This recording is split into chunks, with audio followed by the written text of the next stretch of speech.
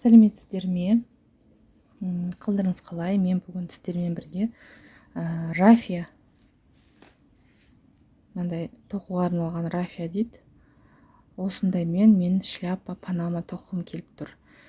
Осы жерге мен төбесіне сол жаққа или оң жаққа сүйретін жіберемін, қыстырып қоямын. Соған қарап тоқимыз. Осындай рафия деп аталады. Менде мысалы цветі 116-14 дейді. Жоқ, менде номер 3,5. Көріне ме, көрінбей ме? 3,5. Енді бізге скользящий петля жасаймыз. Скользящий петля жасау үшін кончик ұстап тұрамыз да, екі саусағымызды айналдырамыз. Бір рет, екі рет қана. Бірінші жіптің ішіне астынан екінші жіпті шығарып,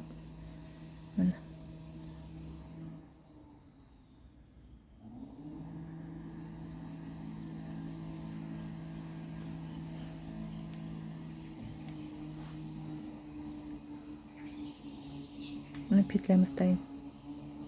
Енді 1, 2, 3 петля подъема. 3 петли подъема жасадық, 3 петля жасадық. Енді бізге мына кольцоға енді бізге тағы 11 столбик с накидом жасаймыз. Потому что мына 3 петли подъема 12-ші деп саналады. Накид кольцоға салдық. 1,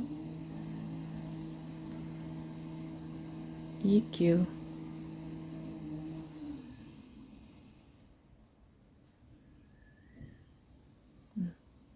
Үш петля өстіп бізге 12. Мына кольцоның ішінде 12 болу қажет. 12 столбик с накидом жасаймыз. Міне мен 12 жасадым. Енді мына кончигімізді тартамыз. Тартып, мына біздің скользящий петляны біріктіреміз. Енді соединительный петля деп мен жаңа айтып өткем алдыңғы сабақта. Сол кезде 1, 2, 3 жаңа петля подъема жасадық қой. Соның 3-ші петлясына саламыз да. Міне. И соединительный петля деген екеуінен сразу жіпті алып шығамыз.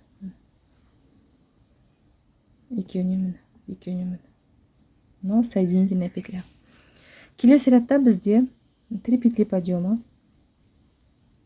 Келесі ряд бізге әр петляға мынау 2 столбик с накидом жасап шығамыз. Сонда біздің петлямыздың саны 24 болу қажет.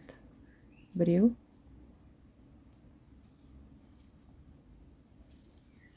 1 столбик. Прибавка жасаймыз. Накид.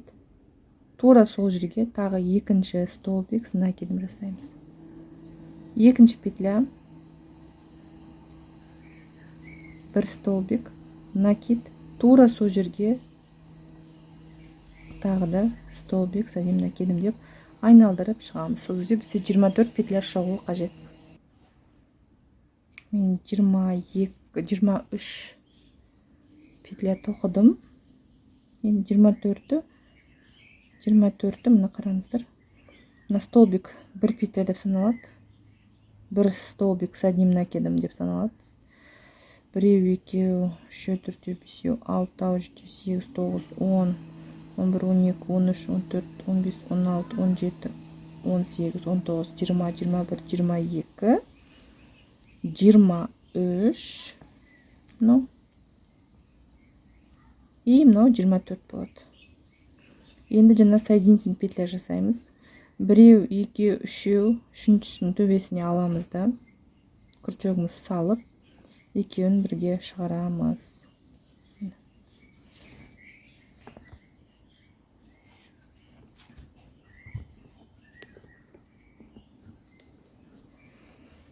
Келесі рядқа көшеміз.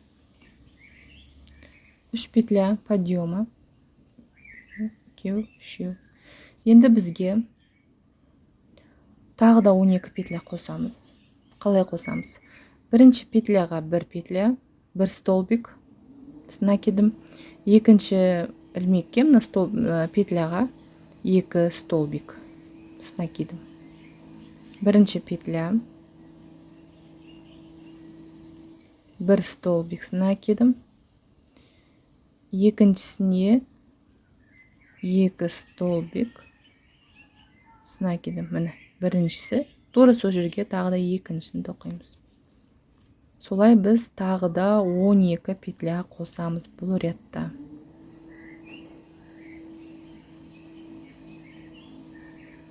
Тура сол жерге тағы да екінші столбик с накидом тоқимыз.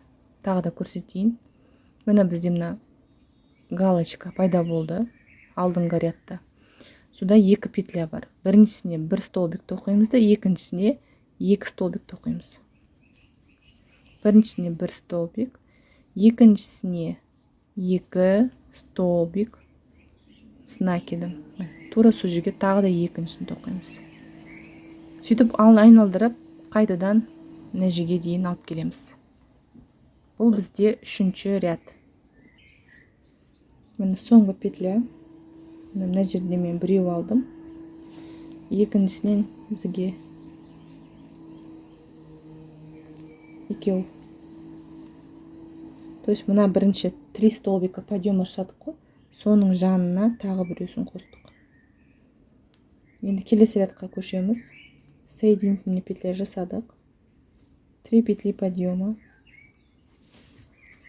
Біз енді келесі рядқа көшеміз. Мына жерде 1 столбик с одним накидом, 1 столбик с одним накидом, 3-ші петляға 2 столбик с одним накидом тоқимыз. Біреу,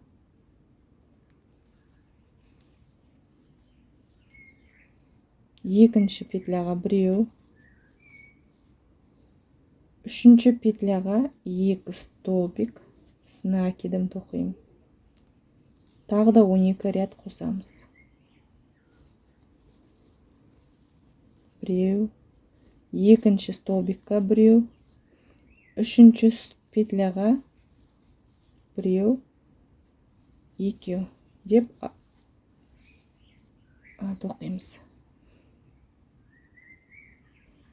То есть бізде мысалы бірінші, екінші, 3-ші, 4-ші рядта біздің уже 4 петля қосылады әр клинға. Мен қазір сізге схемасын салып көрсетемін. Мен қараңыз, сіздерге бір кішкене схема сызып көрсетіп жіберейін. Мынау біз қазір шляпаның донышкасын тоқып жатырмыз ғой.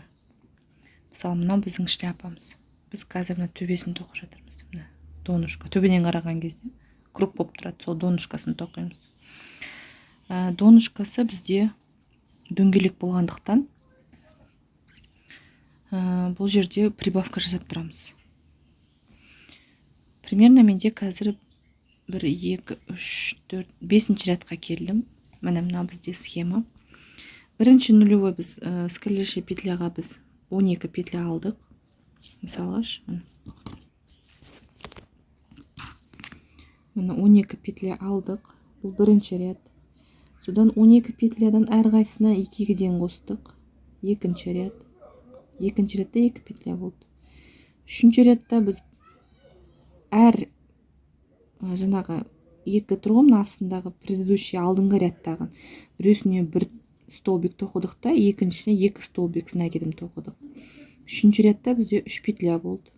4-ші рядта столбиктің үстіне столбик, мына галочканың біреусіне 1 столбик, екіншісіне 2 столбик тоқыдық.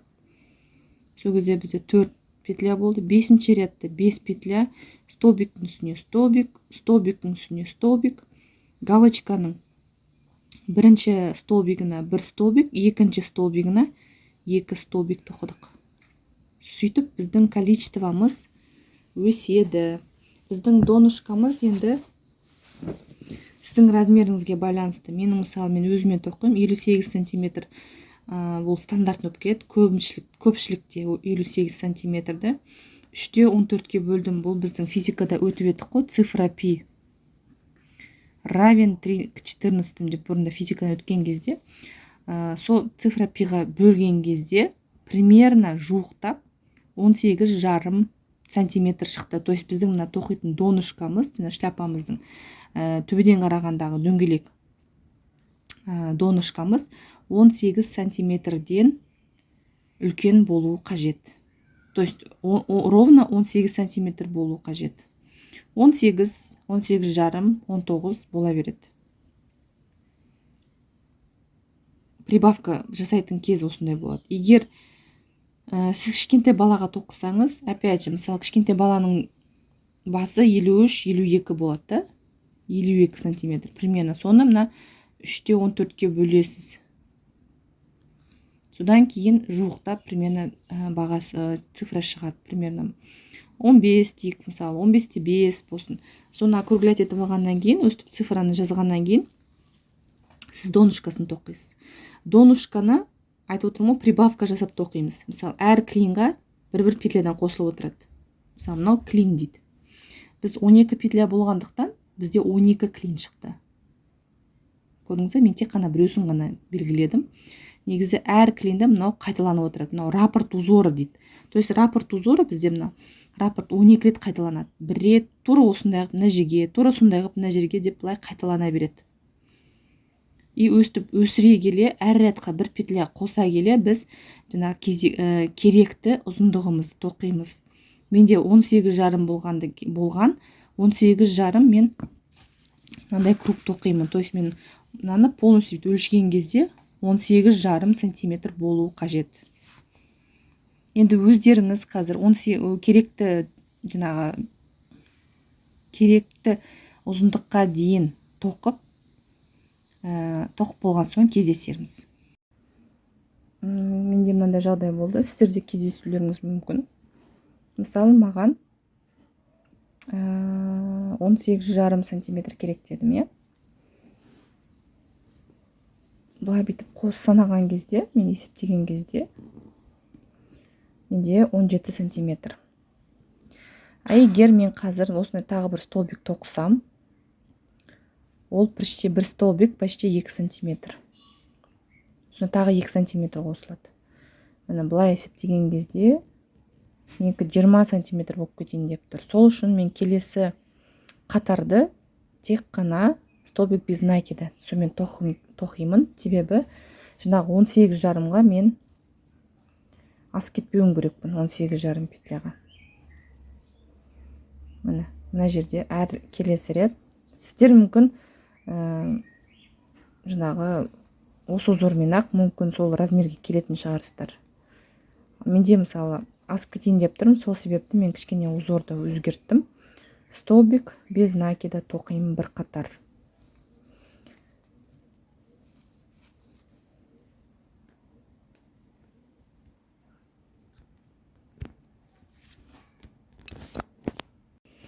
Мен бір қатар столбик без накида тоқыдым да, осы 18 сантиметрге келдім. 18 сантиметр болды. 18 жарымға кішкене жетпейді. В принципе, мені топ-тура келіп тұр, көрдіңіздер ма? Енді мен ары прибавка жасамаймын. Енді мен тек қана айналдыра отырам. Так, мына жерге мен соединительный петля жасаймын да. 3 петли подъема. Әр столбикке столбик с накидом тоқып шығамын. Ешқандай прибавка, убавка жасамай. Тек қана әр петляға столбик с одним накидом. Біз қазір шляпаның, панаманың, біз қазір донышкасын тоқыдық қой. Донышкасын тоқыдық, енді біз мына стенкасын тоқимыз. Біздің керек жаңағы ұзындыққа дейін, примерно сіздің құлағыңыздың ұшына дейін бір 2 сантиметр төмен тоқисыз. Сәлем достар. Панаманың екінші бөліміне көштік. менде мынандай басы осындай болды. Примерно ұзындығы көрдіңіз бе, құлақтың ұшына дейін келу керек, былай жабу керек. Менде сонда получается 1, 2, 3, 4, 5, 6, 7 ряд тоқыдым. Прибавкасыз 7 ряд қана айналдырып тоқып шықтым. Енді маған поля жасаймыз қазір мына шляпаның. Енді бір ряд столбик без накида тоқып шығамыз. Кстати, менде бір моток бітті. Мен екінші мотокты бастадым. 7-ші рядты тоқып болғаннан кейін мен бір қатар столбик без накида тоқып шығамын. Ол үшін мен бір петля алып аламын, воздушная петля. Жаңағы для подъема. Келесі рядқа өту үшін петля подъема аламын. Біреу. Әр петляға бір столбиктан алып шығамын, без накида. Осылай айналдырып тоқып шығамын. Негізі бір қатар тоқса болады, екі қатар тоқса болады. Ол сіздің өзіңіздің жаңағы желанияңызға байланысты. Мысалы, мен бір қатар тоқсам да жеткілікті деп ойлаймын. Кейбіреулер екі қатар тоқиды, үш қатар тоқиды. Не болмаса осы жерге, именно осы тоққан кезде ригелин қосып тоқиды, формасын ұстау үшін.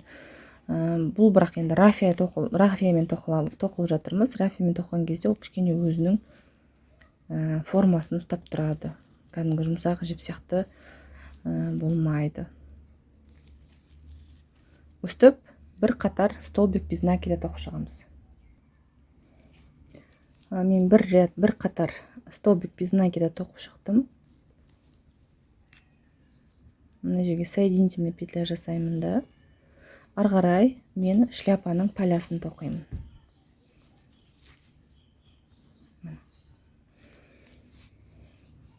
Бұл узор чешуйки деп аталады.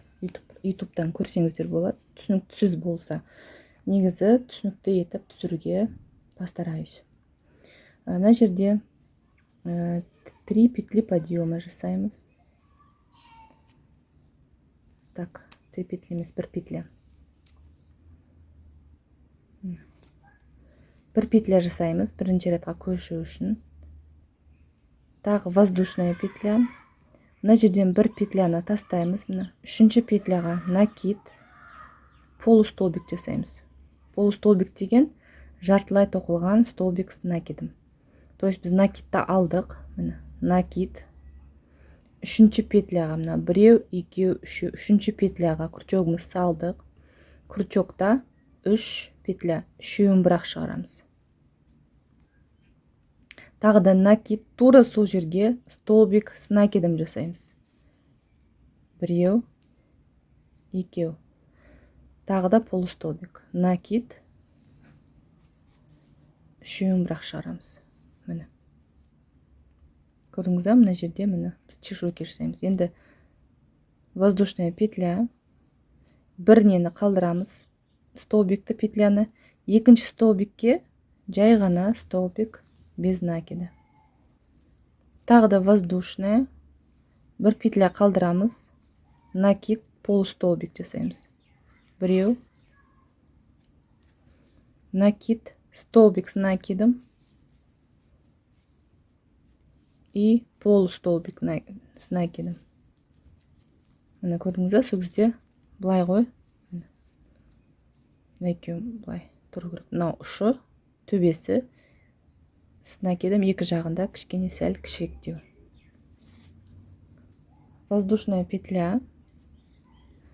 Біреусін қалдырамыз да, келесіге столбик без накида. Воздушная петля, то есть мына столбик накидан екі жағында бір воздушный петля болады. Ортасына бір петля тастап отырамыз.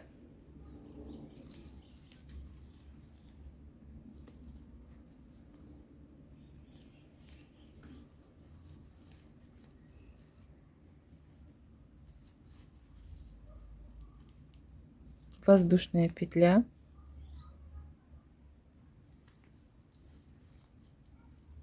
осылай до конца тоқып шығамыз. Тағы да көрсетіп жіберейін. Мына жерде бізде столбик без накида, воздушная петля, накид, бір петляны тастаймыз, келесі петляға, мына жерде уже бір столбик без накида бар, мынаны тастаймыз, пропускаем, келесіге петлямызды салдық, полустолбик тоқимыз, жартылай тоқылған, потом бір столбик с накидом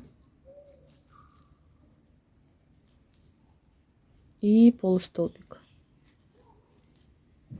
Тағы да воздушная петля, біреуін пропускаем, столбик без накида, воздушная петля, полустолбик, столбик с накидом және полустолбик деп қайталана береді. Соны осы узорды біз мына жерге дейін тоқып шығуымыз қажет. Мен соңғы петляға келдім. Мына жерде қарап отырсаңыз, мына чешуйка узор тоққаннан кейін бір воздушная петля, мына жерде мына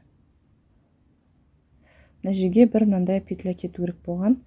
Енді ортасы ашық болып қалғаннан кейін біз екі воздушный жасаймыз да, мынаған соединительный петля жасаймыз. Так, бұл біздің полямыздың бірінші ряды. Енді келесі рядқа көшеміз. Біз енді осы чешуйканы мына столбиктің үстіне тоқып отырамыз. Ал мынаның үстіне біз бір столбик без накида тоқимыз. Мына жерге 3 петли подъема, 3 петли подъема, накид, осының түбіне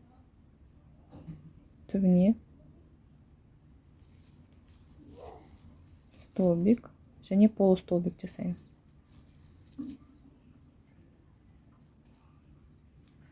Так, подождите.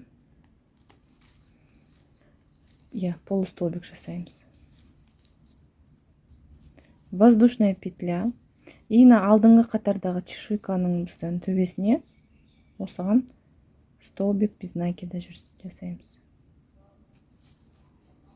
Воздушная петля. Енді мына астында қатар, алдыңғы қатардағы столбик без накида, соған біз чешуйка жасаймыз. Полустолбик, бір столбик накидпен және тағы бір полустолбик накидпен жасаймыз. Воздушная петля, мынаның төбесіне бір воздушная петля. То есть бізде қазір узор шахматный порядкте өтіп жатыр.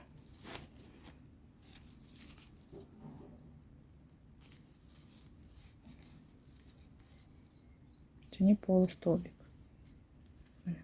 Воздушная петля, на жерге столбик без накида, воздушная петля и столбик без накида, жаңағы алдыңғы рядтағы қатардағы столбик без накидаға біз полустолбик, бір столбик с накидом және полустолбик тоқимыз. Воздушная петля, бір столбик без накида, воздушная петля деп қатарынан тоқып шығамыз. Сол кезде бізде, көрдіңіз, шахматным порядке болып келатыр. Осылай до конца ряда өзіміз тоқиық. Мен соңғысына келдім. Мына жерде чешуйканы тоқыдым да. Мына жерде неге полустолбик последний мында. Воздушная петля. Мынаның төбесіне бір столбик без накида, воздушная петля и алдындағы біз алған 3 петли подъеманың төбесіндегі петляға алып соединительный петля жасаймыз.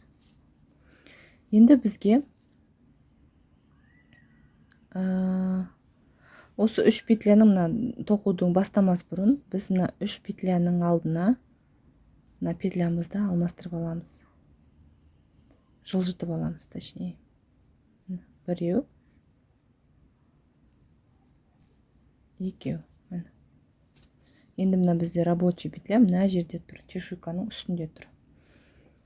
Бізде мына қазір 4-3 ряд, бір петля подъема, воздушная петля. Енді бізге мына петляға біз, қараңыздар, кішкене сәл өзгертеміз. Бір столбик қосамыз. Полустолбик, бір столбик с накидом, екі столбик с накидом, және полустолбик. Біздің чешуйкамыз енді 3 столбиктан емес, 4 столбиктан құралады. Воздушная петля, мына жерге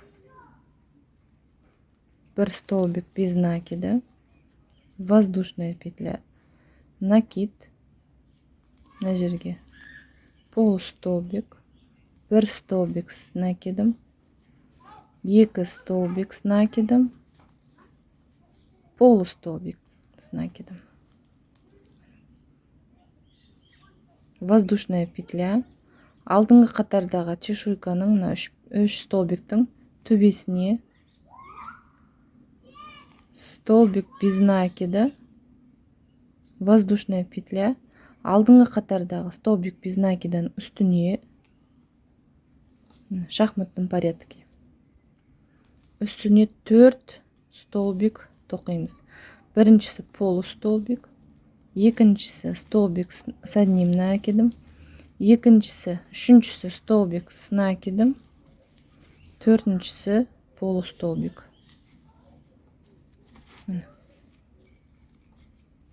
Сол кезде мынандай чешуйка болады. Екі жағынан полустолбик, ортасындағы екеуі бір столбик. То есть жартылай столбик, екеуі бір столбик. Сол кезде бізде мынандай дугообразный дейді ғой, сондай узор шығады. Үсті бары қарай тоқимыз.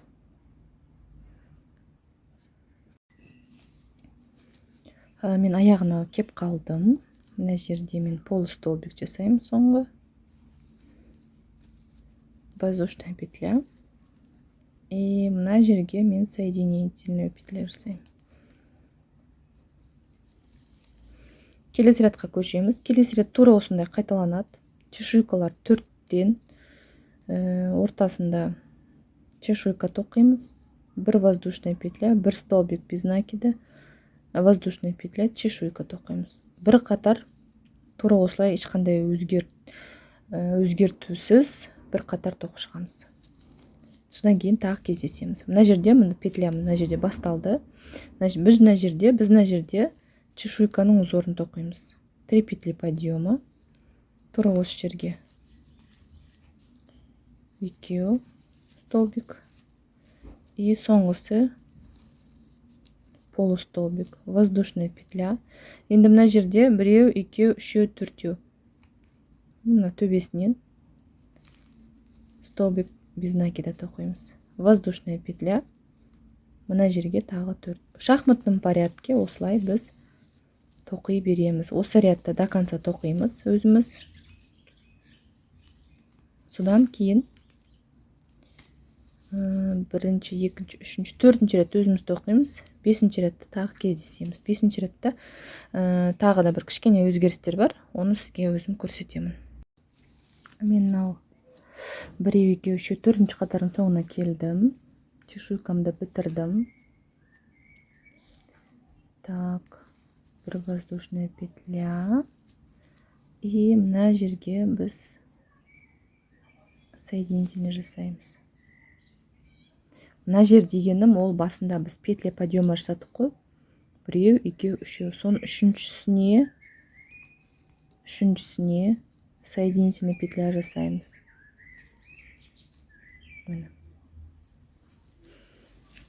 Енді біз тоқуымызды мына жерге жылжытамыз. Бізге осы жерден бастау керек. Ол үшін біз просто соединительный петля жасап петляны былай көшіреміз. Бізде 5-ші қатар петля подъема, воздушная петля. Енді мына жерге біз чешуйкамыз, шахматном порядке чешуйкамызды тоқимыз. Узор чешуйканың элементтерін. Бір столбик, бір полустолбик. Енді 3 столбик накидім. 1, 2, 3 и бір жартылай полустолбик болады. Воздушная петля. На 4 столбиктің ортасынан бір столбик без накида. Воздушная петля. Мына столбигіміз біздің бір столбик без накидаға біз 5 столбик жасаймыз. Оның біріншісі полустолбик, екіншісі бір столбик с накидом, үшіншісі бір столбик, төртіншісі бір столбик, то есть ортада 3 столбик с накидом, екі жағында полустолбик с одним накидом. Сол кезде бізде былай дуга сияқты болады. Бір петля, осы өзгеріс. Басқа ешқандай өзгеріс жоқ. Біз ортасына бір столбик қостым. Ары қарай осыны тоқи береміз. Тағы да бір осы ряд тоқ болғаннан кейін тағы бір ряд тоқимыз. Тура осындай узормен ешқандай өзгеріссіз. Содан кейін көреміз. Егер сізге поляның жаңағы ені нормально келетін болса, онда біз осылай қалдырамыз. Не болмаса тағы да мына 5 столбиктің санын көбейтеміз. Егер сіз мысалы широкий поля ұнайды десеңіз, мысалы міне уже поля шығып келе жатыр да. Мына біздің шляпамыздың полясы. Былай көрсетейін да. Мына біздің шляпамыздың полясы. Егер сіз сондай кең үлкен поля болады десеңіз, мынау именно чешуйкалардың саны өседі. 2 қатар сайын бір петля қосып отырасыздар. Мысалы, 2 қатар тоқыдық, 3 петля болды. Потом тағы да қостық, 4 петля қылдық да, 2 қатар тоқыдық. Енді қазір 5-ші қатардамыз біз, 5 петля қостық. Қосқанымызбен 5 петля болды. Тағы да бір 2 қатар тоқимыз. Егер сіз широкий поля десеңіз, 6-7 деп кете береді. Мен қазір 5 петлямен 2 қатар тоқимын, бірінші қатар бастадым. До конца тоқимын да, қайтадан тура өзгеріссіз тағы бір қатар тоқып шығам. Соңген көрем киіп, егер маған ұнаса, онда мен тоқуды тоқтатам. Егер маған ұнамаса, мен одан да үлкен поля, широкий поля жасаймын десем, онда мен тағы да петля қосамын. То есть 5-тің орнына уже 6 болады менде. Енді пока осы 2 қатарды өзіміз тоқып келейік. Потом ары қарай өзі шешеміз қалай болатын. Мен соңғы қатарлар тоқып бітірдім. Менде 6-ші қатар. Осылай 5 столбикті қалдырдым. Сонда менде 1, 2, 3, 4, 5, 6 қатарынан 6 қатар болды. Шляпаның полясы қатты широкий емес. В принципе, былай көрінеді. Осындай болып көрінеді. Содан кейін қалған жіпке мен кішкентай сумочка тоқыдым. Қосымша ретінде, осында аксессуар ретінде осында сумочка қосып тоқыдым. Деревянная ручка. Мына жерде мен еще пришивной кнопкасын қосып жасадым. Сонда менде мынандай сумочка пайда болды. Осы сумочкаға комплект ретінде, панамаға комплект ретінде сумочка тоқыдым. Сонда менде 3 мотоктан еще мынанша кішкене қалды. көп емес, где-то бір 10 граммдай ма 15 граммдай ма қалды. Тура сондай шляпамен тоқыдым. Бұл басқа рафия уже. Бұл рафия Оланс деген рафия. Мұнда 150 граммовый. Бұдан да осында кішкене қалды. Бұдан осындай тоже шляпа. И кішігірім мынандай кроссбоди болды. Цепочкасымен, замогымен. Енді осы мастер-класс сізге түсінікті болды деп үміттенемін. Өте әдемі шляпа пайда болды. Мен қазір бұны суретке түсіріп, тағы да кішкене сізге обзор ретінде көрсетемін. Жазғы шляпа дайын. Менімен бірге тоқып үйреніңіздер. Менің каналыма жазылыңыздар. Үнемі осындай трендовый, модный заттар тоқуға тырысамын сіздерге. Сау болыңыздар, барлықтарыңызға сәттілік тілеймін.